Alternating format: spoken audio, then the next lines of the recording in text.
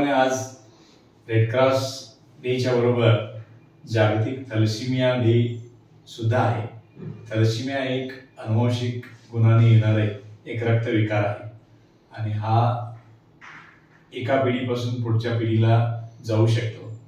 पण त्याच्यासाठी म्हणून प्रत्येकाने जर आपल्याकडे थॅलेसिमिया आहे का, थॅलेसिमिया मायनर म्हणून एक सुप्त अवस्थेत असतं, ते जर सगळ्यांनी चेक करून घेतलं तर दुसरं थॅलेसिमिया मायनर व्यक्तीशी लग्न होण्याचं जर टाळलं तर आपण पुढच्या पिढीला थॅलेसिमिया होण्याची हे विषय टाळू शकतो. का म्हणजे थॅलेसिमिया हे एक असलं विकार आहे, त्या रोगीला किंवा त्या व्यक्तीला आयुष्यभर रक्त चढवावं लागतं. महिन्याला एकदा असं रक्त चढवत गेलं की असल्या व्यक्तीचं आयुष्य पण जास्त राहत नाही आणि लवकर ते धगावतात आणि समाजाला आणि त्या कुटुंबाला त्यांना सांभाळणं एक मोठं ओझं असतं.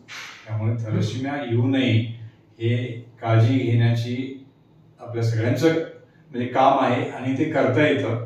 फक्त आपल्याला गरज आहे की समाजाला याची अवेअरनेस म्हणजे त्याच्याबद्दल ज्ञान द्यायचं आणि प्रत्येकाने लग्नाच्या आधी आपल्याकडे थॅलेसिमिया मायनर आहे का हे चेक करून घ्यायचं आहे आणि लग्न करत असताना त्या व्यक्तीला आपण थॅलेसिमिया मायनर आहे का बघून जर 2 थॅलेसिमिया मायनर यांचं लग्न जर आपण टाळू शकलो तर मग थॅलेसिमियाचं प्रमाण कमी होतं.